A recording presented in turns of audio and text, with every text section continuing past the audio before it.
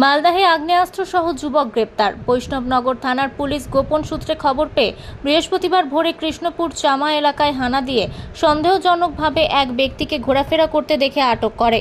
দেহ তল্লাশি চালিয়ে উদ্ধার হয় আগ্নেয়াস্ত্র, 7mm পিস্তল, একটি ম্যাগাজিন ও 1 রাউন্ড কার্তুজ। গ্রেপ্তার করা হয় এক যুবককে। ধৃতের নাম বিনয় মণ্ডল, বাড়ি বৈষ্ণবনগর থানার কৃষ্ণপুর কানাইটোলা এলাকায়।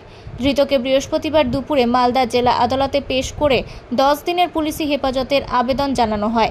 ঘটনার তদন্ত শুরু করেছে বৈষ্ণবনগর থানার পুলিশ।